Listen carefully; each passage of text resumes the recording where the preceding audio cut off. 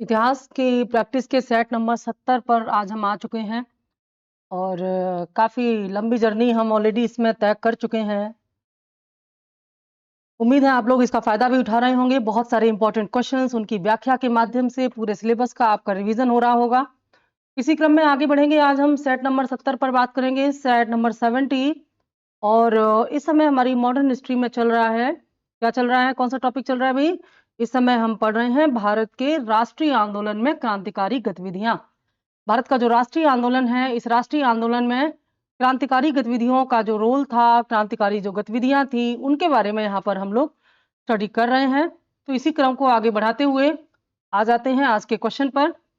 हमारा पहला क्वेश्चन बहुत ही महत्वपूर्ण क्वेश्चन है। कल भी कुछ टॉपिक इसी से रिलेटेड थे, क्योंकि ये एक लंबा टॉपिक है, तो इसी को आगे हम बढ़ा रहे हैं। क्वेश्चन है, निम्नलिखित में से किसने बहरी ब्रिटिश सरकार को सुनाने हेतु केंद्रीय विधानसभा में 8 अप्रैल 1929 को बम फेंका था? ठीक है, इनमें से कौन कौन से वो नाम है जिन्होंने 8 अप्रैल 1929 को केंद्रीय विधानसभा जो कि दिल्ली में थी, यहां पर एक बम फेंका था। आप ये इसके साथ ये शब्द जो लिखा हुआ पा रहे हैं, बम फेंकने का उद्देश्य किसी को मारना नहीं था, बल्कि ब्रिटिश सरकार जो कि बहरी हो गई है, उसके कानों को खोलने के लिए, तेज आवाज करने के लिए ये बम फेंका गया था, ऐसा कहा इन क्रांतिकारियों ने। तो वे क्रांतिकारी कौन थे जिन्होंने इस बड़ी घटना को अंजाम दिया? और ये एक बहुत बड़ी कार्यवाही थी, बहुत बड़ी एक्टिविटीज थी कि ब्रिटिश सरकार के विरुद्ध केंद्रीय असेंबली में जाकर के, जहां पर अधिवेशन चल रहा था, वहां पर इन लोगों ने ये जो एक प्रकार से चुनौती दी ब्रिटिश सरकार को। तो वे कौन थे जिन्होंने ये कार्य किया, ये आपको यहाँ पर बताना है। आगे और क्वेश्चन यहाँ पर आएंगे तो उनके बारे में और विस्तार से हम बताएंगे आपको, क्या क्या यहाँ पर हुआ था, इसके बाद कौन फिर क्या क्या हुआ, ये सारी चीजें आगे हम बताएंगे आपको। लेकिन फिलहाल इसके आंसर को यहाँ हम देख लेते हैं। क्या है इसका आंसर? तो 4 पॉइंट है इसमें, 4 में से आपको चूज करना है वो नाम जिन्होंने ये बम फेंका था। पहला है भगत सिंह, दूसरा है सुखदेव, तीसरा है राजगुरु और चौथा है बटुकेश्वर दत्त। और इन्हीं में से आपको सही कूट चुनना है। आप इतना तो समझ गए होंगे, चारों ऑप्शन में दो दो नाम है, तो ऑब्वियस सी बात है दो ही लोग थे वे।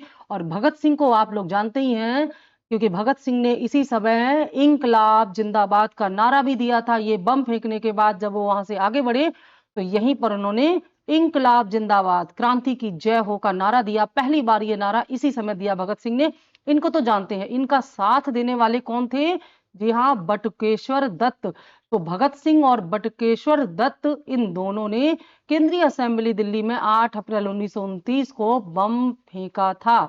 तो राइट आंसर क्या है? 1 और 4। ऑप्शन कौन सा हो जाएगा? ऑप्शन डी राइट आंसर हो जाएगा। आगे इसकी और व्याख्या हम करेंगे, क्योंकि इससे रिलेटेड तमाम क्वेश्चंस आगे आने वाले हैं। ठीक है, चलो चलते हैं क्वेश्चन नंबर 2 पर। भगत सिंह का स्मारक कहाँ था? आप जानते हैं भगत सिंह को फांसी दे दी गई थी, और भगत सिंह के साथ साथ और किसको? भगत सिंह, सुखदेव और राजगुरु, इन तीनों को एक साथ फांसी दी गई थी। और ये फांसी जो है 23 मार्च 1931 को दी गई थी भगत सिंह, सुखदेव और राजगुरु को। तो ये फांसी देने के बाद भगत सिंह का जो स्मारक है, ये कहाँ बनाया गया था? ये प्रश्न आपको यहाँ पर इसका आंसर देना है। ठीक है, ए फिरोजपुर में, बी अमृतसर में। और देखो, भगत सिंह को जो फांसी दी गई थी वो लाहौर षड्यंत्र केस, क्योंकि ये जो बम फेंकने वाली घटना थी ना, इसके बाद भगत सिंह जो है वो गिरफ्तार कर लिए गए। और भगत सिंह इससे पहले ही एक घटना को अंजाम दे चुके थे, जिसकी गिरफ्तारी से वो बचे हुए थे। वो घटना कौन सी थी? वो घटना थी लाहौर षड्यंत्र केस के तहत इन्होंने जो सैंडर्स की हत्या की थी, वही सैंडर्स जिन्होंने लाला लाजपत राय पर लाठी चलाने का आदेश दिया था। जब लाला लाजपत राय क्या कर रहे थे? लाला लाजपत राय जो है यहाँ पर भगत सिंह ने जब ये जो घटना हुई थी, वास्तव में इस घटना के साथ ही जब भगत सिंह को गिरफ्तार कर लिया गया, तो इन पर पुराने केस भी चला लिए गए। और लाला लाजपत राय जब साइमन कमीशन का विरोध कर रहे थे, आंदोलन का नेतृत्व कर रहे थे, उसी समय सैंडर्स ने उन पर लाठी चलाने का आदेश दिया, जिससे घायल होकर के उनकी मृत्यु हो गई। इसी बात से नाराज थे भगत सिंह, और भगत सिंह ने सैंडर्स की हत्या कर दी, जिसके लिए उनको ढूंढा जा रहा था ब्रिटिश सरकार के द्वारा, लेकिन वो यहाँ से पकड़े नहीं गए। तो लाहौर षड्यंत्र केस के तहत उन तमाम लोगों को पकड़ा गया जिन पर उनकी हत्या का आरोप था। उनमें से एक भगत सिंह भी थे। तो भगत सिंह को जब ये बम फेंकने के आरोप में पकड़ा गया, तो पुराने केस यानी कि लाहौर षड्यंत्र केस के तहत इनको फांसी दी गई थी। ये ध्यान में आपको रखना है। और उस फांसी के बाद फिर इनको क्या किया गया था, इनका स्मारक बनाया गया था। इस प्रश्न का उत्तर आपको बताना है कि इनका स्मारक कहाँ बना था। तो ए फिरोजपुर में, बी अमृतसर में, सी लुधियाना में और डी गुरदासपुर में। इस प्रश्न का सही उत्तर होगा ए फिरोजपुर में। ठीक है, फिरोजपुर में भगत सिंह का स्मारक बना था। और फिरोजपुर जो है वास्तव में एक जिला है जो कि भारत पाकिस्तान अंतर्राष्ट्रीय सीमा के निकट है। और फिरोजपुर जिले में ही एक गांव आता है, हुसैनी वाल गांव। ठीक है, गांव का नाम है हुसैनी वाल। इसी हुसैनी वाल गांव में भगत सिंह का जो है स्मारक बनाया गया है। ठीक है, ये महत्वपूर्ण यहाँ पर जानकारी आपको मिली। अगला प्रश्न है क्वेश्चन नंबर 3, निम्न में से किस क्रांतिकारी द्वारा the philosophy of the bomb. आप इन क्वेश्चन को देख करके इतना तो अंदाजा लगा चुके होंगे कि ये वो प्रश्न है जो कि हर बार हर एग्जाम में पूछे जाते हैं। मोस्ट इंपॉर्टेंट और मोस्ट रिपीटेड क्वेश्चन है। और मैंने आपको बताया है कि रिपीटेड क्वेश्चन गलत नहीं होनी चाहिए। हर एक एग्जाम में, कोई भी, चाहे आप टीजीटी पीजीटी का एग्जाम दें या यूपीएससी जैसे जीएस का एग्जाम दें, यूपीएससी के जीएस का स्टैंडर्ड भी काफी हाई होता है। तो उसमें जो हिस्ट्री के क्वेश्चन पूछे जाते हैं वो आपके इस लेवल के होते हैं, काफी डेप्थ में जाकर के पूछे जाते हैं। तो ये जो क्वेश्चंस होते हैं, इन क्वेश्चंस में हम हिस्ट्री सब्जेक्ट की बात कर रहे हैं। हर एक सब्जेक्ट का अपना अलग नेचर होता है।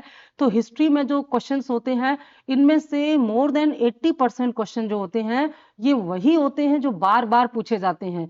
बट आप कहोगे रिपीटेड क्यों नहीं? रिपीटेड इसलिए नहीं होते ना क्योंकि उनका स्लोगन, ये सेंटेंस बदल दिया जाता है, भाषा बदल दी जाती है, लेकिन टॉपिक वही होता है। तो अगर आप, कुछ एक क्वेश्चन होते हैं जो नए होते हैं आपके सामने, अगर आप इस 80% को कवर करना चाहते हैं तो इस प्रकार के प्रश्नों का अध्ययन आपको समय समय पर करते रहना चाहिए। ठीक है, क्वेश्चन है, निम्नलिखित में से किस क्रांतिकारी द्वारा फिलोसफी ऑफ द बॉम्ब नामक प्रसिद्ध लेख लिखा गया था। ठीक है, लेख का नाम क्या है? The philosophy of the bomb. A Yashpal, B Bhagwati Charan Bohra, सी भगत सिंह और डी सूर्यसेन। अब आप ऐसा ना, कभी कभी तुक्का लगाते हैं ना बच्चे, तो ये बॉम्ब से जोड़ लेते हैं भगत सिंह को, गलत हो जाएगा ये तुक्का, क्योंकि भगत सिंह ने नहीं लिखा है ये लेख, बल्कि इस लेख को लिखने वाले हैं भगवती चरण बोहरा। भगवती चरण बोहरा ने the philosophy of the bomb नामक लेखक लिखा। ये एक महान क्रांतिकारी थे और इन्होंने एक और काम किया है। क्या किया है इन्होंने? हिंदुस्तान प्रजातांत्रिक सोशलिस्ट पार्टी का गठन किया है। याद कर लो इसको, इन्होंने हिंदुस्तान, क्योंकि ये प्रश्न आगे पूछा जा सकता है, इन्होंने हिंदुस्तान प्रजातांत्रिक सोशलिस्ट पार्टी, हिंदुस्तान प्रजातांत्रिक सोशलिस्ट पार्टी का गठन किया है। और साथ ही साथ इन्होंने ये वाला जो है ग्रंथ भी लिखा है, लेख भी लिखा है, जिसका नाम ऊपर लिखा हुआ है। तो हिंदुस्तान प्रजातांत्रिक सोशलिस्ट पार्टी का गठन करने का काम और इस द फिलोसफी ऑफ द बम लेख को लिखने का कार्य इन्होंने किया। साथ ही साथ इन्होंने ये the Hindustan socialist Republican party नाम से एक घोषणा पत्र भी जारी किया।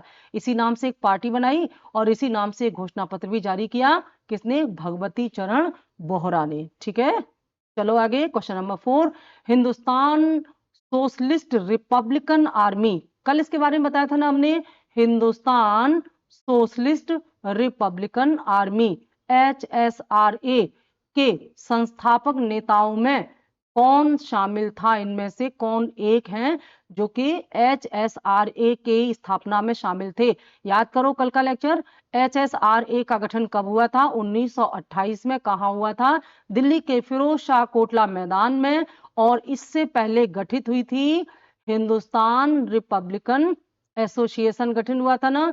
तो ये आपको बताना है कि इनमें से वो कौन है जिन्होंने इसका गठन किया था। ठीक है, आपको उनका नाम बताना है। देखो यहाँ पर एक मिस्टेक हो गई ना, ऐसे ही होता है ह्यूमन एरर। ये आर्मी है और ये ए से हमने इसको एसोसिएशन समझ लिया। ध्यान दो बच्चों, ऐसी छोटी छोटी गलतियां होती हैं, सावधानी हटी और क्वेश्चन की संख्या घटी। ये सावधानी हट गई ना, हम ही से हट गई। देखो, हिंदुस्तान सोशलिस्ट रिपब्लिकन आर्मी का नाम है, न कि एसोसिएशन। और हम आपको ये जो जानकारी दे रहे हैं ये इसके संबंध में दे रहे हैं, तो ये आपको ध्यान में रखना है। अब यहां पर आपको बताना है, ये तो संगठन था, HSRA संगठन था, इसी के तहत ये आर्मी गठित हुई है। तो आप कहेंगे अंतर क्या हो गया? देखो, HSRA का गठन तो 1928 में ही हुआ है। इसका गठन जो है किसने किया? इनमें से जो नाम है, इनमें चंद्रशेखर आजाद का नाम नहीं है। आपको बताना है कि हिंदुस्तान सोशलिस्ट रिपब्लिकन आर्मी के संस्थापक नेताओं में से कौन एक था। तो इनमें BR अम्बेडकर, भगत सिंह, सुभाष चंद्र बोस और जयप्रकाश नारायण। तो इनमें आंसर हो जाएगा आपका भगत सिंह, क्योंकि भगत सिंह इसके गठन में चंद्रशेखर आजाद के साथ थे। ठीक है, ये हिंदुस्तान सोशलिस्ट रिपब्लिकन आर्मी जो है ना, ये हिंदुस्तान सोशलिस्ट रिपब्लिकन एसोसिएशन से ही कनेक्टेड थी। आप ये कह सकते हैं कि HSRA की जो गतिविधियां थी वो इसी आर्मी द्वारा संचालित की जाती थी। तो HSRA के गठन में चंद्रशेखर आजाद का महत्वपूर्ण योगदान था, जिनके साथ भगत सिंह भी थे, और भगत सिंह सीधे इस आर्मी से भी जुड़े हुए थे।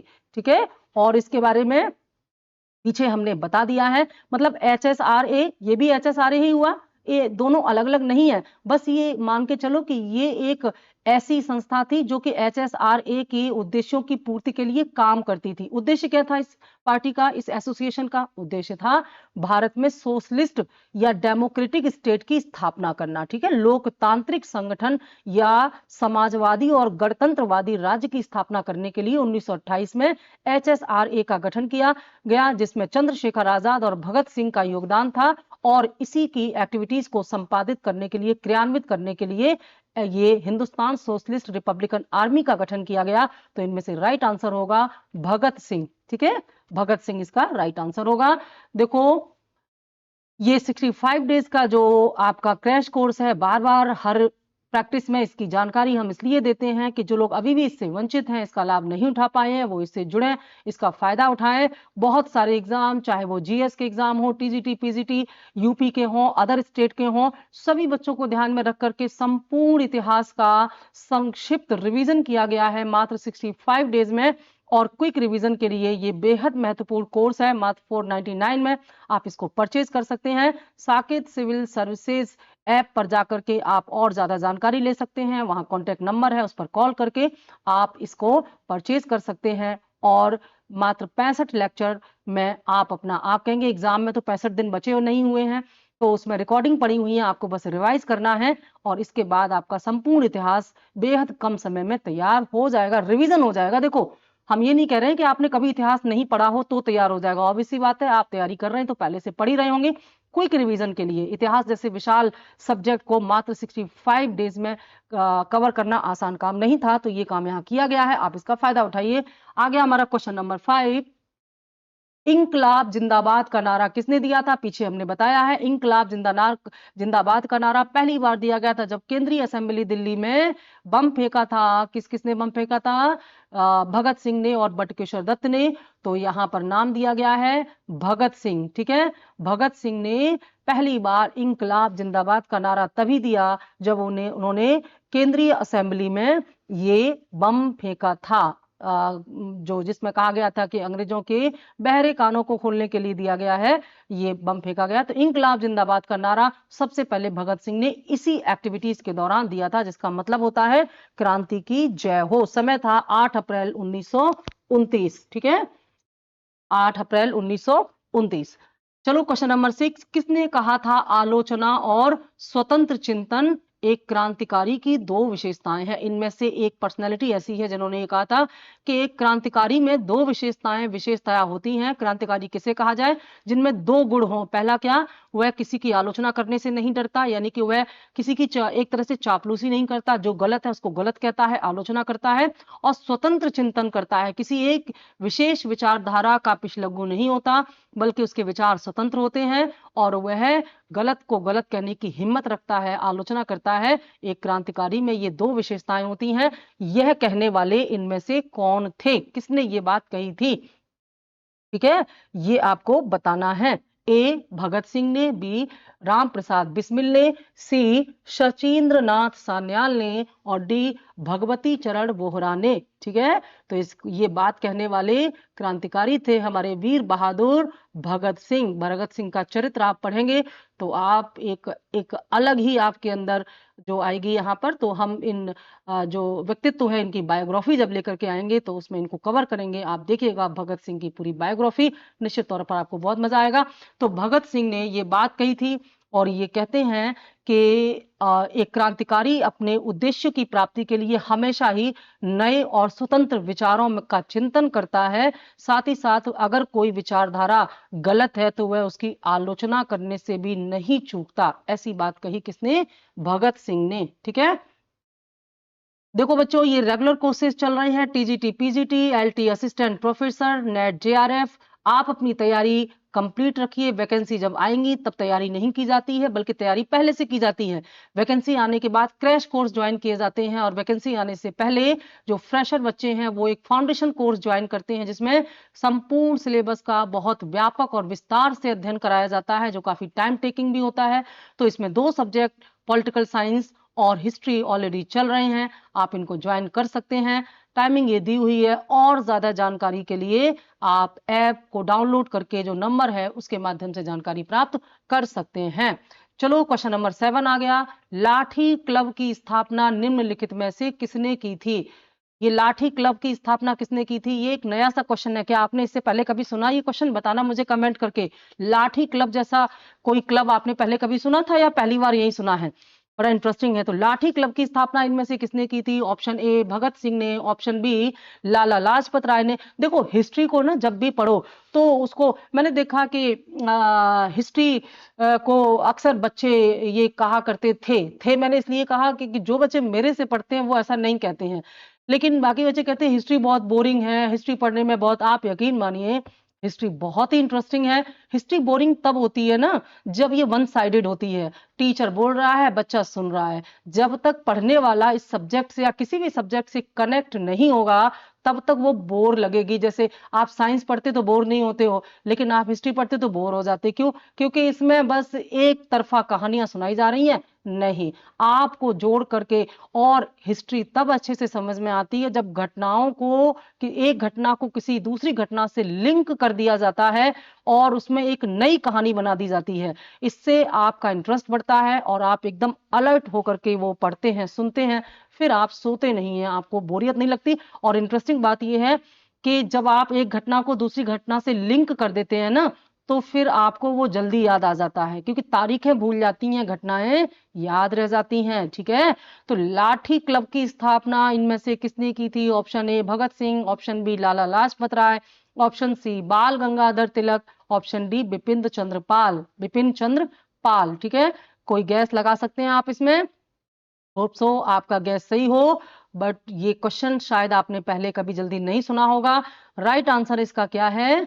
बाल गंगाधर तिलक। सी, ऑप्शन सी, बाल गंगाधर तिलक, जिन्हें हम बीजी तिलक भी कहते हैं, इन्होंने लाठी क्लब की स्थापना की थी। चलो फटाफट कमेंट करके बता दो कि बाल गंगाधर तिलक ने इसके अलावा और कौन कौन से महत्वपूर्ण हिस्टोरिकल काम किए थे जो आज भी कंटिन्यू किए जाते हैं।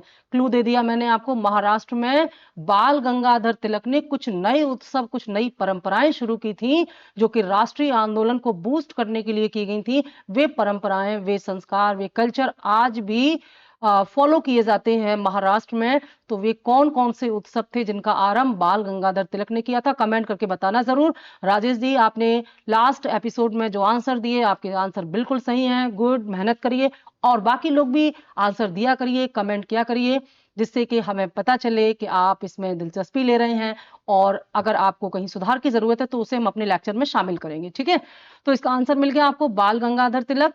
देखो, बाल गंगाधर तिलक ने ये लाठी क्लब क्यों बनाया था ये भी जान लो। इस लाठी क्लब में का उद्देश्य था कि जो युवा होते हैं ना, देखो जो युवा होते हैं ना, इनके अंदर ऊर्जा बहुत ज्यादा होती है। तो ये जो युवा होते हैं, ये सीधे साधे आंदोलन के माध्यम से किसी भी राष्ट्रीय चेतना का विकास इनमें नहीं होता।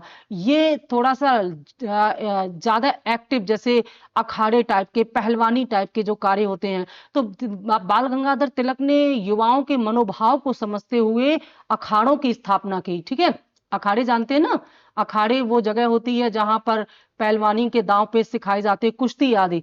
तो अखाड़े और लाठी क्लब स्थापित किए बाल गंगाधर तिलक ने, लाठी क्लब स्थापित किए। ठीक है, जैसे तमाम क्लब होते हैं ना जिसमें अलग अलग उम्र के लोग अपना, उनको वहां पर अपने जैसी उम्र के लोगों का एक समूह मिलता है तो वो एंजॉय करते हैं।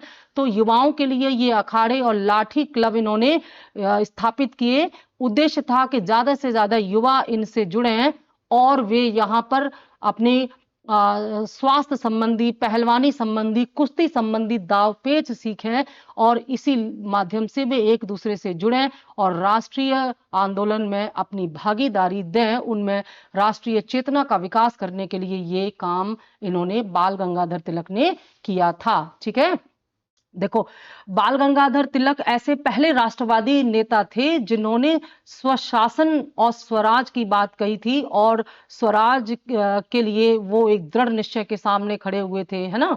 स्वराज मेरा जन्म सिद्ध अधिकार है, मैं इसे लेकर के रहूंगा। देखो स्वराज का कॉन्सेप्ट सबसे पहले दयानंद सरस्वती ने दिया था, ये भी जान लेना। दयानंद सरस्वती जिन्होंने आर्य समाज की स्थापना की, स्वराज शब्द का इस्तेमाल उन्होंने किया था, लेकिन स्वराज को एक राष्ट्रीय आंदोलन में नारे के रूप में प्रयोग करने वाले बाल गंगाधर तिलक थे, जिन्होंने बलपूर्वक कहा कि स्वराज मेरा जन्म सिद्ध अधिकार है और मैं इसे प्राप्त करके ही रहूंगा। ये बात तिलक ने कही थी और इस स्वराज की भावना से भी युवाओं में राष्ट्रीय चेतना का विकास हुआ। इसके अलावा जो क्वेश्चन मैंने अभी आपके लिए छोड़ा है, महाराष्ट्र में इन्होंने कुछ उत्सव शुरू किए। इसके अलावा ये अखाड़े, लाठी क्लब, इनके ये सारे कार्य जो थे वो राष्ट्रीय आंदोलन को आगे बढ़ाने के उद्देश्य के लिए थे। और गांधी जी ने ना बाल गंगाधर तिलक को क्या कहा है, इसको नोट कर लीजिएगा, बहुत इंपॉर्टेंट है। गांधी जी देखो बाल गंगाधर तिलक ना कांग्रेस के गरम दल से आते थे, है ना। कांग्रेस में दो दल बन गए थे ना, नरम और गरम दल। तो गरम दल में लाल पाल बाल, ये बहुत महत्वपूर्ण थे, लाल पाल बाल। तो ये बाल गंगाधर तिलक हालांकि गरम दल से आते थे, उग्रवादी माने जाते थे, लेकिन फिर भी गांधी जी ने इनको क्या कहा है, गांधी जी बाल गंगाधर तिलक को आधुनिक भारत का निर्माता कहते हैं। कितना इंपॉर्टेंट फैक्ट है। मान लो कभी ये प्रश्न आ जाए कि इनमें से गांधी ने किसके लिए आधुनिक भारत के निर्माता शब्द का प्रयोग किया है, तो आपका ध्यान बाल गंगाधर पर तो बिल्कुल नहीं जाएगा। आपको लगेगा वो गांधीवादी सोच थी, इनका विचार उग्रवादी था, लेकिन ये सत्य है, गांधी ने बाल गंगाधर तिलक के लिए ही यह कहा था कि ये क्या है, बाल गंगाधर तिलक ये आधुनिक भारत के निर्माता हैं। क्यों कहा था गांधी ने ऐसा, क्योंकि इन्होंने जो कार्य किए हैं भारत के राष्ट्रवादी आंदोलन को आगे बढ़ाने के लिए, वे आधुनिक भारत को निर्माण करने में सहायक हुए और इसीलिए इन्होंने ये बात तिलक के लिए प्रस्तुत की थी, गांधी ने प्रयोग की थी। ठीक है, क्वेश्चन नंबर 8, लंदन में 13 मार्च 1940 को माइकल ओ डायर को गोली मारने वाला इनमें से कौन था। ओ डायर का नाम याद आ रहा है, डायर का किससे जुड़ा हुआ है, याद आ गया होगा, जलियांवाला कांड से। ठीक है, जलियांवाला कांड, जलियांवाला कांड कब हुआ था और किसके विरोध में हुआ था, जलियांवाला कांड कब हुआ था, 1919 में हुआ था। और रॉलेट एक्ट के विरोध में जो पंजाब के लोकप्रिय नेता, जब रॉलेट एक्ट का विरोध कर रहे थे वो, तो पंजाब के लोकप्रिय नेताओं को जब गिरफ्तार कर लिया गया, तो उनके इस गिरफ्तारी के विरोध में वहां के लोगों ने ये जो सभा आयोजित की थी बैसाखी के दिन 1919 को, इसी में जलियांवाला बाग में ही जनरल ओ डायर ने निहत्ती जनता पर गोली चलाने का आदेश दे दिया था अपनी सेना को, और इसमें बहुत सारे निर्दोष मारे गए थे। इसी घटना से नाराज होकर के इनमें से किसने 1940 में, देखो ये घटना हुई है 1919 में जलियांवाला बाग की, लेकिन बदला लिया गया 1940 में। तो इनमें से कौन सा वो नाम है जिन्होंने ओ डायर की हत्या करके ये बदला अपना पूरा किया, ये आपको बताना है। ठीक है, ये बहुत महत्वपूर्ण है। ये जो घटना है ये कहां अंजाम दी गई, लंदन में, ध्यान देना, लंदन में जाकर के मारा था इन्होंने। और ये जो जनरल ओ डायर है ना, ये उस समय पंजाब प्रांत का गवर्नर था जब इसने ये गोली चलाने का आदेश दिया था, तो ये पंजाब प्रांत का गवर्नर था। चलो देखते हैं उसका नाम क्या है उस क्रांतिकारी का जिसने इस ओ डायर को मारा था। ठीक है, A Madan Lal Dhingra, B M P Acharya, C V Savarkar और डी ऊधम सिंह। ठीक है, तो वो नाम है ऊधम सिंह, और ऊधम सिंह ने यह कार्य मैंने आपको बताया कहां पर किया था, यह कार्य किया था इन्होंने लंदन में जाकर के। याद रखना, ऑप्शन हो गया आपका राइट आंसर हो गया डी ऊधम सिंह को। ऊधम सिंह ने general O Dyer Michael O Dyer को गोली मार करके, ऊधम सिंह ने जब ये घटना हुई थी ना जलियांवाला, तभी इन्होंने शपथ ली थी कि वो माइकल ओ डायर को मार करके इस घटना का बदला लेंगे चाहे जितना समय लग जाए, और इन्होंने अपना ये बदला पूरा किया। ठीक है, चलो आते हैं क्वेश्चन नंबर 9 पर। निम्नलिखित कथनों पर विचार कीजिए और नीचे दिए गए कूट के आधार पर सही उत्तर का चुनाव कीजिए। ठीक है, तो पहला कथन है सुभाष चंद्र बोस ने फॉरवर्ड ब्लॉक, ये सेंटेंस, ये वाक्य यहाँ पर गलत हो गया है, हम यहाँ लिख देते हैं, इसको काट करके ब्लॉक कर लीजिए। फॉरवर्ड ब्लॉक का गठन, सुभाष चंद्र बोस ने फॉरवर्ड ब्लॉक का गठन किया, पहला कथन है। दूसरा है Bhagat Singh Hindustan republican socialist association के संस्थापक सदस्यों में से एक थे। इसकी बात तो अभी पीछे ही कर चुके हैं। चंद्रशेखर आजाद के साथ साथ भगत सिंह भी HSRA की स्थापना से संबंधित है, तो ये तो सही है, आपको पता है। लेकिन फॉरवर्ड ब्लॉक का गठन क्या सुभाष चंद्र बोस ने किया था, इस पर अगर विचार आप कर पाए तो आप आंसर दे पाते हैं। तो बिल्कुल सही है, दोनों ही कथन सही हैं। आंसर हो जाएगा, क्या आंसर हो जाएगा? ऑप्शन, देखो यहाँ ऑप्शन आगे पीछे इन्होंने कर दिए हैं, क्या बताएं इनको। ऑप्शन ए के बाद सी कर दिया है, सी के बाद बी कर दिया है। तो बच्चों इस सी को यहां ले आओ, आप सी को यहां ले आओ, क्योंकि आंसर आपका ऑप्शन सी ही है। सी को यहां ले आओ और बी को यहां ले जाओ। तो हम ये वाला आंसर लगा रहे हैं, आप कंफ्यूज मत होना, बी और सी में हम इसको लगा दे रहे हैं, यानी कि दोनों ही सही हैं। ये वाला कथन भी सही है, ये वाला कथन भी सही है। ठीक है, तो अब थोड़ा सा इसके बारे में जान लेते हैं, खासतौर से ये फॉरवर्ड ब्लॉक के बारे में। देखो 1929 में कांग्रेस का त्रिपुरी अधिवेशन हुआ था, सॉरी 1939 में, 1939 में कांग्रेस का त्रिपुरी अधिवेशन हुआ था। ठीक है, त्रिपुरी, आगे कांग्रेस आएगा ना तो उसके बारे में बताएंगे। त्रिपुरी अधिवेशन हुआ था, कांग्रेस आई थिंक हो चुका, हाँ पीछे पढ़ा चुके हैं हम, उसमें आया है इसका जिक्र। त्रिपुरी अधिवेशन हुआ था और त्रिपुरी अधिवेशन के बाद सुभाष चंद्र बोस ने जो है कांग्रेस के अंदर ही फॉरवर्ड ब्लॉक की स्थापना की घोषणा कर दी। सुभाष चंद्र बोस कहते हैं कि फॉरवर्ड ब्लॉक की स्थापना एक ऐतिहासिक आवश्यकता है जो साम्राज्यवाद विरोधी संगठनों या शक्तियों के साथ संघर्ष करेगी। साम्राज्यवाद वादी शक्तियों के विरोध में संघर्ष करने के लिए इस फॉरवर्ड ब्लॉक का गठन 1939 में किया गया था। और ये साम्राज्यवादी शक्तियां कौन सी थी? अंग्रेज थे। ठीक है, तो उनके विरोध में संघर्ष करने के लिए सुभाष चंद्र बोस ने इसका गठन किया था। तो कुल मिलाकर के, और ये जो HSRA है इसका गठन 1900, ये कई बार ये बात हो चुकी है, 1928 में हुआ था, फिरोज शाह कोटला दिल्ली में, चंद्रशेखर आजाद और भगत सिंह दोनों ने मिलकर के किया था। तो दोनों ही कथन क्या हैं? सही हैं, दोनों कथन सही हैं। आंसर हो गया 1 और 2, यानी कि सी आंसर आपका राइट आंसर होगा। क्वेश्चन नंबर 10 आ चुका है। निम्न में से कौन सा या कौन कौन से युग्म सुमेलित है? इनमें से कौन सी एक तारीख है जिसके साथ लिखी हुई घटना बिल्कुल सही है? ऑप्शन ए वर्ष 1940 भारतीय राष्ट्रीय कांग्रेस का लाहौर अधिवेशन, बी 1931 राजगुरु को फांसी, ऑप्शन सी वर्ष 1911 असहयोग आंदोलन का आरंभ, और ऑप्शन डी वर्ष 1920 रॉलेट सत्याग्रह। आपको बताना है कौन सा सुमेलित है। सुमेलित का मतलब ये सही सुमेलित है, यानी कि इनमें से कौन सा एक सही है। 3 है जो गलत है, 1 है जो सही है। ठीक है, तो पहले सही वाले को जान लेते हैं, फिर गलत वालों पर आगे डिस्कस करेंगे। तो इनमें जो बी ऑप्शन है ना, 1931 राजगुरु को फांसी, ये बिल्कुल सही है। पीछे तो हमने बता चुके हैं आपको। ठीक है, 23 मार्च 1931 को भगत सिंह, राजगुरु और सुखदेव को फांसी दी गई थी लाहौर षड्यंत्र केस के तहत। ठीक है, और ये तारीख बिल्कुल सही है, बाकी सब गलत है। गलत क्यों है? क्योंकि 1900 ये जो राजगुरु के बारे में थोड़ा सा जान लेते हैं। राजगुरु जो थे ना, जिनको फांसी दी गई थी 1931 में, इन राजगुरु का पूरा नाम था शिवराम राजगुरु, ठीक है। और लाहौर षड्यंत्र केस के साथ में अंतर्गत इनको फांसी दी गई थी, ये बात जान ही चुके हैं। पहला वाला क्यों गलत है? क्योंकि 1940 में जो राष्ट्रीय कांग्रेस, भारतीय राष्ट्रीय कांग्रेस का जो अधिवेशन हुआ है वह है लाहौर में नहीं बल्कि कहां हुआ है? रामगढ़ में। लाहौर में नहीं हुआ है बल्कि कहां हुआ है? रामगढ़ में, ठीक है। लाहौर का ये अधिवेशन 1929 में हुआ था, ये रामगढ़ में हुआ है, ठीक है। रामगढ़ में ये अधिवेशन हुआ। क्या ये शोले वाला ही रामगढ़ था? कंफर्म करके बताना, बड़ा इंटरेस्टिंग है, ठीक है। रामगढ़ में ये अधिवेशन हुआ है 1940 वाला, इसलिए ये कथन तो यहां पर गलत हो गया। इसके अलावा ये जो रामगढ़ का अधिवेशन था ना 1940 का, इसकी अध्यक्षता की थी मौलाना अबुल कलाम आजाद ने। ये 1940 के रामगढ़ अधिवेशन की अध्यक्षता किसने की थी? मौलाना अबुल कलाम आजाद ने की थी।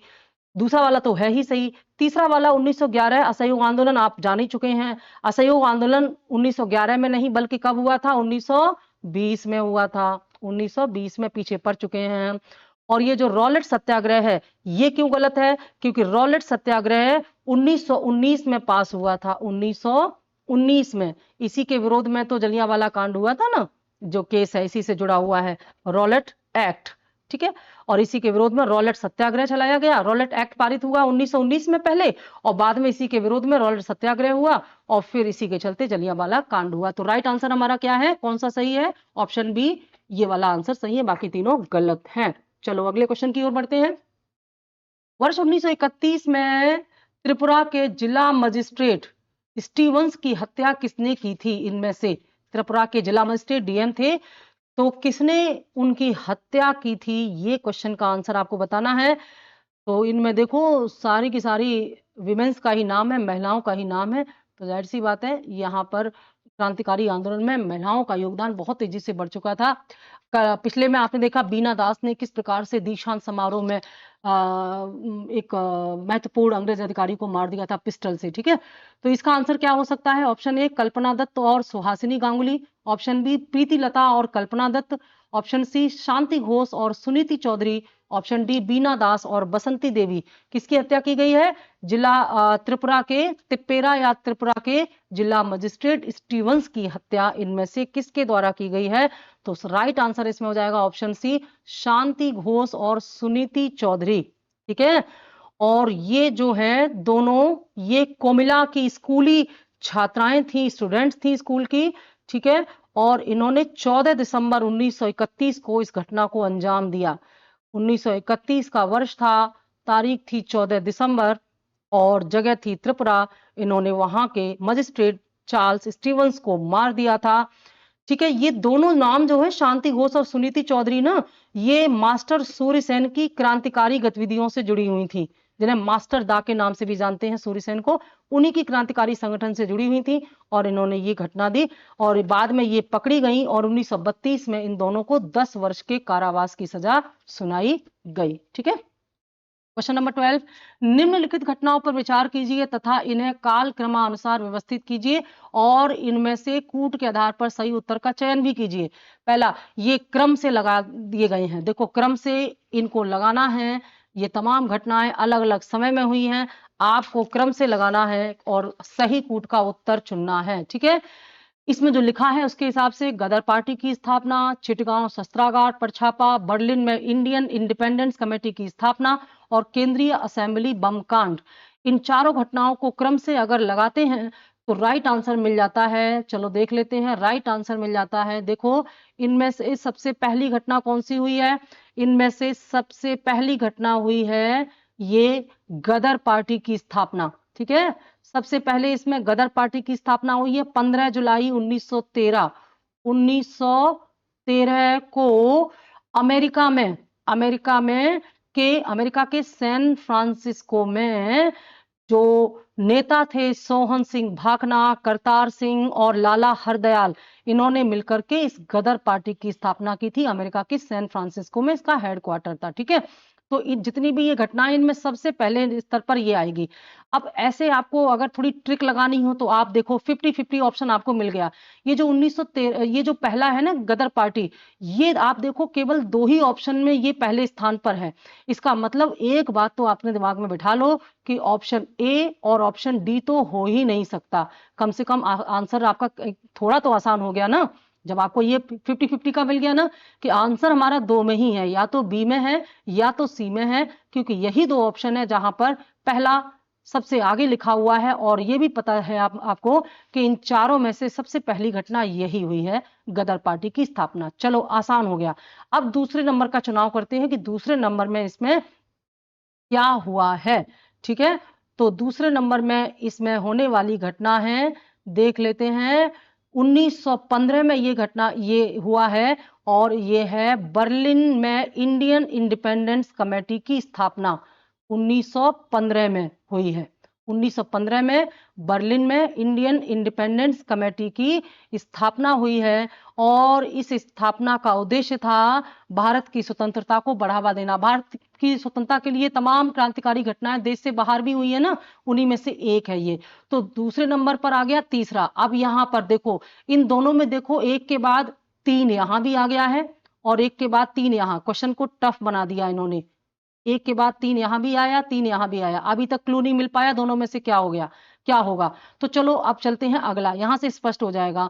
इसके बाद कौन सी घटना होती है, इसके बाद घटना होती है, देखो ये जो घटना होती है इनमें केंद्रीय असेंबली बम कांड की घटना तीसरे नंबर पर तो होती है। केंद्रीय असेंबली बम कांड कब हुआ है, 1929 में। पीछे बताया था ना केंद्रीय असेंबली में जब बम फेंका गया था, तो ये 1929 में होती है, जो कि यहां पर मिल जाता है। अब लगभग स्पष्ट हो गया, यही हमारा आंसर है।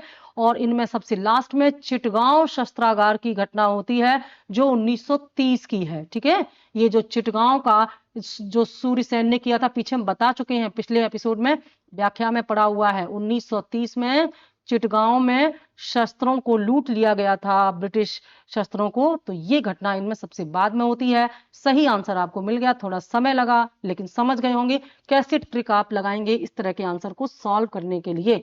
ठीक है भाई, आंसर मिल गया सबको। आंसर हो गया हमारा ऑप्शन बी। ठीक है, ऑप्शन बी राइट आंसर। चलते हैं अगले क्वेश्चन पर। सूची 1 को सूची 2 से सम्मिलित करना है और कूट के आधार पर सही उत्तर का। इस प्रकार के प्रश्नों को हल करने के लिए ना टाइम देना पड़ता है इस प्रकार के। तो जब आपके सामने क्वेश्चन पेपर आए, तो आंसर सीट आए, तो सबसे पहले वो क्वेश्चन टिक कर दीजिए जो इजीली हैं, आपको आते भी हैं और उनमें बहुत दिमाग नहीं लगाना है। इस प्रकार के क्वेश्चन जिनमें समय लगता है इनको लास्ट में करेंगे, ताकि आपके पास समय अगर कम भी पड़ जाए तो बाकी के क्वेश्चन आप पहले ही कर चुके हो। ठीक है, चलो देखते हैं। सूची 1 को सूची 2 से सम्मिलित करना है।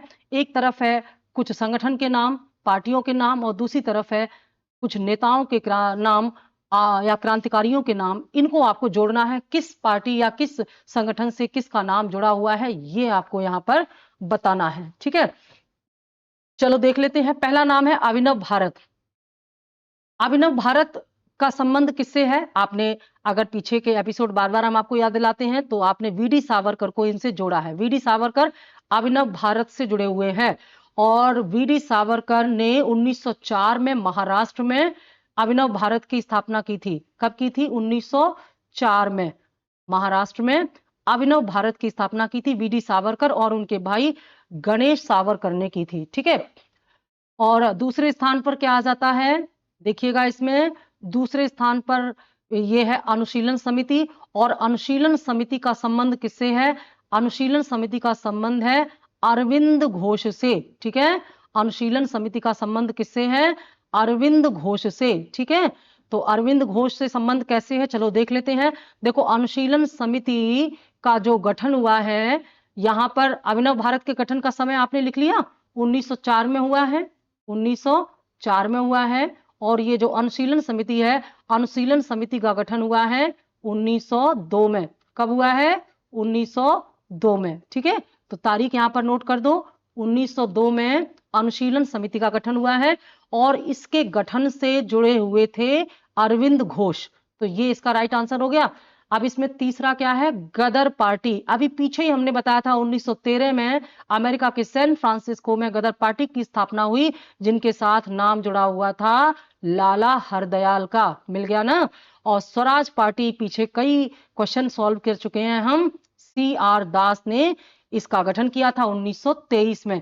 तो आपको सबकी तारीख भी पता चल गई, नाम भी पता चल गए। चलो कूट के आधार पर देख लेते कौन सा आंसर सही है। बिल्कुल सही आंसर हो गया हमारा ऑप्शन डी, राइट आंसर है ना। कितना इंटरेस्टिंग। चलो क्वेश्चन नंबर 14, साइमन कमीशन पहली बार भारत किस वर्ष आया था। दो प्रश्न बनते हैं, साइमन कमीशन का गठन कब हुआ था और साइमन कमीशन भारत कब आया। दोनों की तारीख है, दोनों का आंसर अलग अलग है। ठीक है, फिलहाल यहाँ पर भारत आने का वर्ष बताना है। तो ऑप्शन ए 1927। और देखो जल्दबाजी में ना आप ये तो देख लेना कि बस साइमन कमीशन है तो एक तारीख बस रट ली और वही लगा दिया। भारत आने का वर्ष पूछा है, तो भारत आने का जो समय है साइमन कमीशन का वो आपको बताना है। ए 1927, बी 1928, सी 1929 और डी 1931। तो साइमन कमीशन का गठन तो 1927 में हुआ था, लेकिन वह भारत आया 1928 में। तो आंसर क्या हो गया, ऑप्शन बी 1928। ठीक है, पहली बार भारत में आया। और इस साइमन कमीशन का गठन 1927 में हुआ था। साइमन, जॉन साइमन इसके अध्यक्ष थे, इसलिए इसका नाम साइमन कमीशन रखा गया। इसको श्वेत कमीशन भी कहा गया क्योंकि इसके सभी जो सदस्य थे वे अंग्रेज थे, एक भी भारतीय इसमें नहीं था, इसीलिए भारतीयों ने इसका विरोध किया, साइमन गो बैक के नारे लगाए। और ये कमीशन, ये आयोग बनाया क्यों गया था, 1919 के भारत शासन अधिनियम की अनुशंसा करने के लिए, समीक्षा करने के लिए। क्योंकि 1919 का जो अधिनियम बना था ना, उसमें यह प्रावधान था कि 10 वर्षों के बाद इसकी समीक्षा की जाएगी, लेकिन 10 वर्ष पूरा होने से पहले ही 1927 में ही ये साइमन कमीशन बना दिया गया और ये 28 में भारत आया। भारतीयों ने कहा इसमें एक भी भारतीय नहीं है, भला ये कैसे इसका समीक्षा कर सकते हैं, इसलिए उन्होंने इसका विरोध किया था। आगे और भी क्वेश्चन आएंगे। और इन्हीं के विरोध में जो आंदोलन हो रहा था, उसी के दौरान लाला लाजपत राय पर लाठी बरसाई गई, जिसमें घायल होने के बाद लाला लाजपत राय की मृत्यु हो गई थी। और फिर इसके बाद भारत के राष्ट्रीय आंदोलन में और ज्यादा उग्रता आ गई थी। ठीक है, अगला प्रश्न है क्वेश्चन नंबर 15, वर्ष 1928 में साइमन कमीशन भारत में किस उद्देश्य से आया था। ए, प्रशासनिक सुधार पर विचार करने के लिए, बी, शिक्षा में सुधार के लिए, सी, कृषि क्षेत्र में सुधार के लिए और डी, सैनिक क्षमता के मूल्यांकन। तो पीछे ही आपको पता चल चुका है, प्रशासनिक सुधार के लिए यह भारत आया था। ठीक है, प्रशासनिक सुधार के लिए भारत आया था। कौन सा, 1919 के भारत शासन अधिनियम के सुधार, भारत शासन अधिनियम पर विचार करने के लिए, उसकी समीक्षा करने के लिए आया था। ठीक है, क्वेश्चन नंबर 16, साइमन कमीशन के आने के विरुद्ध, साइमन कमीशन के आने के विरुद्ध भारतीय जन आंदोलन क्यों हुआ, भारत में आंदोलन क्यों हुआ इस साइमन कमीशन के विरोध में। ठीक है, ऑप्शन ए, भारतीय वर्ष 1919 के अधिनियम की कार्यवाही का पुनरीक्षण नहीं चाहते थे, बी, साइमन कमीशन ने प्रांतों में द्वैध शासन की समाप्ति की घोषणा कर दी थी, ऑप्शन सी, साइमन कमीशन में कोई भी भारतीय सदस्य नहीं था, ऑप्शन डी, साइमन कमीशन ने देश के विभाजन का सुझाव दिया था। बहुत अच्छे से आपको पता है, अब ये भी सुना है आपने, इसमें एक भी सदस्य भारतीय नहीं था, इसलिए भारतीयों ने आंदोलन किया इसके विरोध में, साइमन कमीशन के विरोध में आंदोलन किया। ठीक है, ये इसका आंसर हो गया। अब अगला प्रश्न यहीं से है जिसके बारे में हम थोड़ा सा और आपको डिटेल्स बताएंगे साइमन कमीशन के बारे में अगले प्रश्न में। क्वेश्चन नंबर 17, साइमन कमीशन की संस्तुतियों, संस्तुतियों का मतलब क्या होता है, सुझाव। तो साइमन कमीशन ने जो सुझाव दिया था, जो अपनी रिपोर्टिंग दी थी, ठीक है, देखो साइमन कमीशन का गठन हुआ 1927 में, साइमन कमीशन भारत आया 1928 में, और साइमन कमीशन ने अपने सुझाव या अपनी रिपोर्ट दी 1930 में। कब रिपोर्ट दी, 1930 में, 3 तारीख साइमन कमीशन से। ठीक है, तो 1930 की जो रिपोर्ट थी, इनकी संस्तुतियां थी, उसमें इन्होंने जो सुझाव दिए थे, आपको बताना है इनमें से कौन सा एक सही है। यानी कि साइमन कमीशन द्वारा जो सुझाव दिए गए थे, इनमें से कोई एक ऐसा है जो सही है, जो उसके सुझाव में शामिल था, ये जान लो। पहले ये इसका आंसर जान लो, फिर हम बताएंगे उसने इसके अलावा और कौन कौन से सुझाव दिए थे साइमन कमीशन ने। ठीक है, ऑप्शन ए, इसने प्रांतों में द्वैध शासन को उत्तरदायी सरकार द्वारा प्रतिस्थापित करने का सुझाव दिया। ऑप्शन बी, इसने गृह विभाग के अधीन अंतर प्रांतीय परिषद स्थापित करने का सुझाव दिया। ऑप्शन सी, इसने केंद्र में द्विसदनात्मक विधायिका के उन्मूलन या समाप्ति का सुझाव दिया। और ऑप्शन डी, इसने भारतीय पुलिस सेवा को इस प्रावधान के साथ सृजित करने की संस्तुति दी कि ब्रिटिश भर्ती का भारतीय भर्ती की तुलना में वेतन भत्ता अधिक होगा। ये 4 ऑप्शन के साथ आपको बताना है साइमन कमीशन ने इनमें से कौन सा सुझाव दिया था। तो इनमें जो ऑप्शन ए है ये साइमन कमीशन की रिपोर्ट में शामिल था। ठीक है, अब हम इन्हीं की और डिटेल्स जानने के लिए बाकी की इसकी जो सुझाव थे उन पर भी चर्चा कर लेते हैं। ठीक है, क्या कहता है साइमन कमीशन कि भारत के लिए एक संघीय संविधान होना चाहिए, ये बात साइमन कमीशन कहता है। केंद्र में भारतीयों को कोई भी उत्तरदायित्व प्रदान ना किया जाए, ये साइमन कमीशन कहता है। साइमन कमीशन कहता है कि उच्च न्यायालय को भारत सरकार के नियंत्रण में कर दिया जाए, और ये कहता है कि प्रांतीय विधानमंडलों में सदस्यों की संख्या बढ़ाई जाए। इसके अलावा ये कहता है कि प्रांतों में द्वैध शासन को उत्तरदायी सरकार द्वारा प्रतिस्थापित कर दिया जाए, द्वैध शासन की व्यवस्था को प्रांतों में समाप्त कर दिया जाए, उसकी जगह पर उत्तरदायी सरकार लाई जाए। यह सुझाव साइमन कमीशन ने दिया था अन्य सुझावों के साथ साथ। ठीक है, क्वेश्चन नंबर 18, किसके सुझाव पर भारतीयों को साइमन कमीशन में शामिल नहीं किया गया, बाहर रखा गया? इनमें से कोई एक व्यक्ति है जिसने ये कहा कि भारतीयों को साइमन कमीशन में शामिल ना किया जाए, ये बात आपको बतानी। कौन था वो जिसने ऐसा कहा? A, Lord Reading, B, Lord Chelmsford, C, sir John Simon, और डी, लॉर्ड इरविन। तो उनमें वो नाम है लॉर्ड इरविन का, जिसने ये कहा कि भारतीयों को साइमन कमीशन में शामिल नहीं किया जाए, ये बात इसने कही थी। ठीक है, ये नहीं चाहता था कि भारत के प्रशासनिक निर्णय में भारतीयों की भागीदारी हो, इसलिए इसने ये निर्णय लिया, और इसी वजह से साइमन कमीशन का भारत में विरोध किया गया। ठीक है, ये ध्यान रखना, इरविन का षड्यंत्र था ये पूरा का पूरा। चलते हैं आगे, क्वेश्चन नंबर 19, निम्नलिखित में घटनाओं को क्रम से लगाइए और सही कूट का उत्तर चुनिए। ठीक है, ये जो 4 घटनाएं हैं, इन घटनाओं को क्रम से लगा करके आपको उत्तर चुनना है कि कौन कौन सी घटनाएं कब हुई हैं, ये आपको बताना है। ठीक है, घटनाएं जो लिखी हुई हैं पहले हम इसका क्रम पढ़ते हैं, फिर जो सही क्रम है वो बताएंगे। CR दास की मृत्यु, साइमन कमीशन की नियुक्ति, क्रांतिकारी जतिन दास की मृत्यु, नेहरू रिपोर्ट। पीछे हम इनके बारे में बात कर चुके हैं, ये सारी चीजें जतिन दास की बात कर चुके हैं। तो इन ऑप्शन इन घटनाओं को अगर क्रम से लगाते हैं तो सही आंसर हमारा है ऑप्शन बी, 1 2 4 3। ठीक है, अब थोड़ा डिटेल्स जान लेते हैं। देखो, CR दास की मृत्यु होती है 1900, समय दिन था 16 जून और तारीख थी 1925। ठीक है, 16 जून 1925 को CR दास की मृत्यु हुई दार्जिलिंग में, पश्चिम बंगाल के। ठीक है, साइमन कमीशन का गठन कब हुआ? 1927 में। ठीक है, साइमन कमीशन का गठन, नियुक्ति पूछा है, 1927 में हुआ। ठीक है, और नेहरू रिपोर्ट 1928 में, नेहरू रिपोर्ट 1928 में, और जतिन दास की जो मृत्यु है ये 1929 में। ठीक है, जब इन्होंने एक 63 दिन तक इन्होंने अन्न जल त्याग दिया था, कैदियों की स्थिति में सुधार लाने के लिए इन्होंने हड़ताल की थी, तो उसी के तहत 63वें दिन इनकी मृत्यु हो गई थी। तो ये सारी घटनाओं को अगर क्रम से आप देखेंगे तो राइट आंसर हो जाएगा ऑप्शन बी। लास्ट क्वेश्चन है हमारी आज की सीरीज का, क्वेश्चन नंबर 20, वर्ष 1929 में लाहौर में आयोजित भारतीय राष्ट्रीय कांग्रेस के अधिवेशन का अध्यक्ष कौन था? बहुत ऐतिहासिक अधिवेशन था कांग्रेस का, जो 1929 में लाहौर में रावी नदी के किनारे हुआ था, और इसकी अध्यक्षता की है किसने? ए, वल्लभ भाई पटेल ने। बहुत कॉमन क्वेश्चन है ये। बी, मोतीलाल नेहरू ने। सी, जवाहरलाल नेहरू ने। डी, राजेंद्र प्रसाद ने। राइट आंसर है आपका ऑप्शन सी, जवाहरलाल नेहरू ने। और 1929 के इस कांग्रेस अधिवेशन में जवाहरलाल नेहरू ने क्या किया था? इसमें जवाहरलाल नेहरू ने कांग्रेस के अध्यक्ष के रूप में पूर्ण स्वराज का लक्ष्य रखा। पहली बार कांग्रेस ने ऐतिहासिक रूप में, सैद्धांतिक रूप में कांग्रेस ने पहली बार पूर्ण स्वराज का लक्ष्य इसी अधिवेशन में रखा था यहां पर, और यहीं पर झंडा फहराया गया, पूर्ण स्वराज का घोषणा पत्र तैयार किया गया। ये काम जवाहरलाल नेहरू ने अध्यक्ष के रूप में किया था। ठीक है, तो ये थे हमारे आज के प्रैक्टिस सेट। कंटिन्यू इसको रखेंगे, आगे प्रयास करेंगे, गैप ना हो। एक दिन का गैप इसलिए कर देते हैं कि आप पीछे के जो सेट पड़े हुए हैं उनको अच्छे से रिवाइज कर सकें, उनको अच्छे से पढ़ सकें, इसलिए हम आपको एक दिन का समय यहाँ पर दे देते हैं। ठीक है,